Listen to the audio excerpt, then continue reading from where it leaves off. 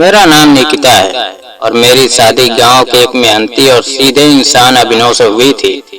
यह शादी मोहब्बत की नहीं थी, लेकिन किस्मत ने हमें एक दूसरे का बना दिया था।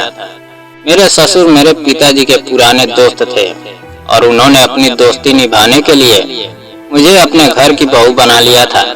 मेरे पिता इस दुनिया में नहीं थे और मेरी माँ लोगों के घरों में काम करके मेरा पालन पोषण करती थी। मैं ज्यादा पढ़ी लिखी नहीं थी, लेकिन रिश्तों की इज्जत करना जानती थी।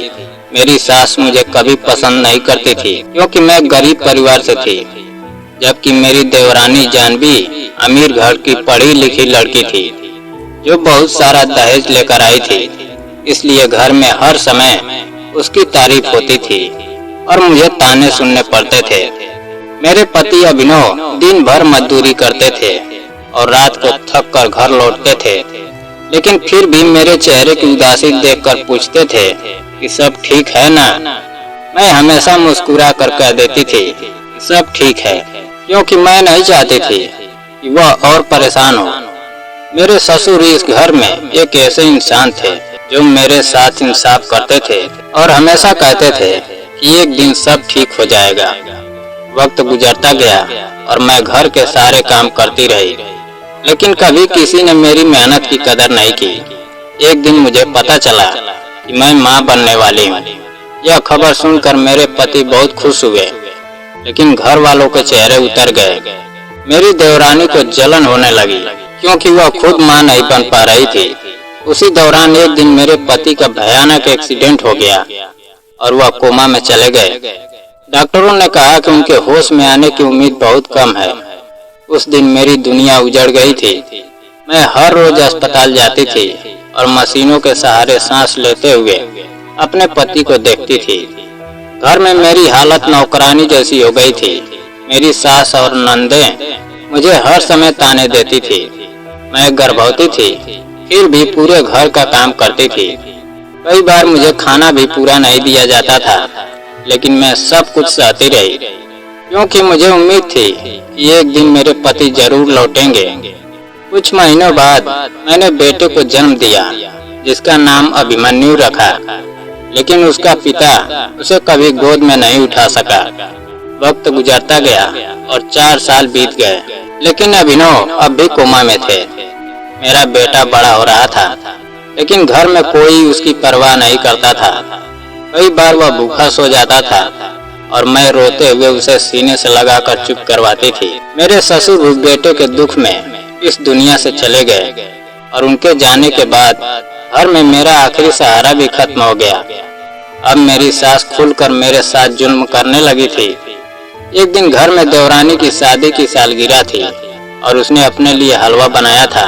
मेरा बेटा भूख से रो रहा था और घर में खाने को कुछ नहीं था। मैंने मजबूरी में वही हलवा उसे खिला दिया।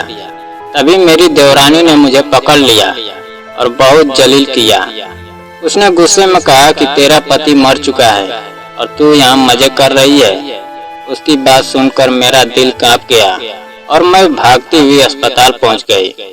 वहाँ डॉक्टर ने मुझे एक लिफाफा दिया जिसमें 30 लाख का चेक था। डॉक्टर ने बताया कि कुछ अमीर लोगों की बेटी की दोनों किडनियां खराब हो गई थी और मेरे पति की एक किडनी निकालकर उसकी जान बचाई गई है। यह सुनकर मुझे लगा कि अब मेरे पति इस दुनिया में नहीं रहे। मैं वही बेहोश होकर गिर पड़ी। जब होश आया तो नर्स मुझे एक कमरे में ले गई और वहाँ जो मैंने देखा उसे देखकर मेरी सांस रुक गई। मेरे पति अभिनव जिंदा थे और होश में आ चुके थे। उन्होंने मुस्कुराकर मेरा हाथ पकड़ लिया और बताया कि वह एक दिन पहले होश में आए थे और उन्होंने अपनी मर्जी से उस छोटी बच्ची की जान बचाने के लिए अपनी एक किडनी दान कर दी थी। बदले में उस बच्ची के माता पिता ने उन्हें पैसा और एक बड़ा बंगला दिया था। मैं खुशी और राहत से रो पड़ी क्योंकि ऊपर वाले ने मुझे मेरा पति वापस दे दिया था। कुछ दिन अस्पताल में रहने के बाद जब हम घर लौटे तो अभिनव ने सब कुछ अपनी आंखों से देखा कि मेरे साथ कैसा व्यवहार होता था। उन्होंने एक दिन फैसला कर लिया कि अब हम इस घर में नहीं रहेंगे। उन्होंने अपने दोस्तों की मदद से हमारा सामान उठवाया और मुझे और बेटे को लेकर वहाँ से निकल आए। मेरी सास ने बहुत रोका और कहा कि हमने तुम्हारी पत्नी और बेटे का ख्याल रखा है, लेकिन इस बार मेरे पति ने साफ कह दिया कि अब हमारी जिंदगी अलग होगी। हम नए शहर में अपने बंगले में रहने चले गए। वहाँ पहली बार मुझे सुकून मिला। मेरा बेटा हर पेट खाना खाने लगा, अच्छे कपड़े पहनने लगा और खुलकर हंसने लगा। मेरी माँ भी हमारे साथ रहने लगी और मेरे पति ने उनका इलाज करवाया। जिन लोगों की बेटी की जान बची थी वह लोग हमारे बहुत करीब हो गए। उनकी बेटी और मेरा बेटा साथ खेलते थे और हमारा घर खुशियों से भर गया था।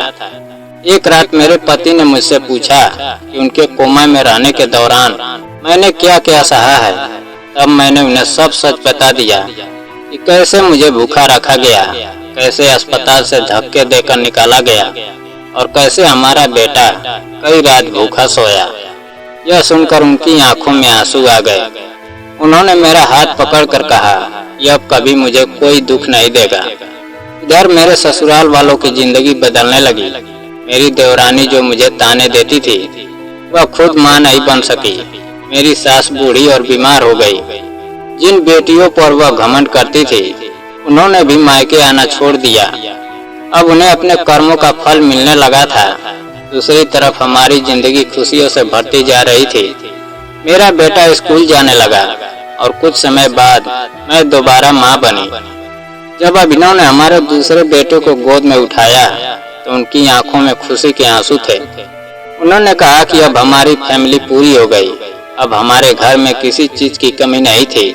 सुबह की शुरुआत बच्चों की हंसी से होती थी और रात को हम सब एक साथ बैठकर खाना खाते थे। कई बार मैं चुपचाप बैठकर अपने पुराने दिन याद करती थी जब मैं उसी गांव के घर में आंसू बहाया करती थी और आज मेरे पास अपना घर, अपना परिवार और अपना सम्मान था। अभिनव अक्सर कहते थे, इंसान को मुश्किल वक्त कभी नहीं तोड़ता बल्कि उसे मजबूत बनाता है, और शायद यही बात हमारी जिंदगी में सच साबित हुई थी। उन्होंने अपनी मेहनत और अच्छाई से सब कुछ बदल दिया था। अब वह एक अच्छी नौकरी करते थे और लोग उनकी इज्जत करते थे। मेरा बेटा अपने पिता पर गर्व करता था और हमेशा कहता था कि मेरे पापा हीरो हैं क्योंकि उन्होंने किसी की जान बचाई थी।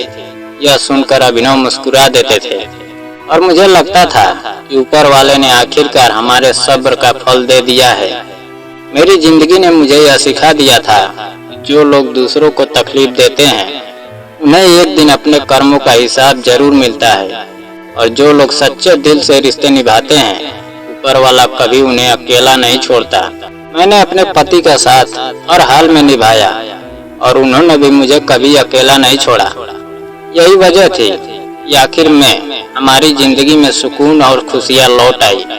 और अब जब मैं अपने बच्चों को खेलते हुए देखती हूँ तो दिल से यही दुआ निकलती है कि हर औरत को ऐसा पति मिले जो मुश्किल वक्त में उसका हाथ कभी न छोड़े, क्योंकि दुनिया की सबसे बड़ी दौलत पैसा नहीं बल्कि वह इंसान होता है जो हर दर्द में आपके साथ खड़ा रहे।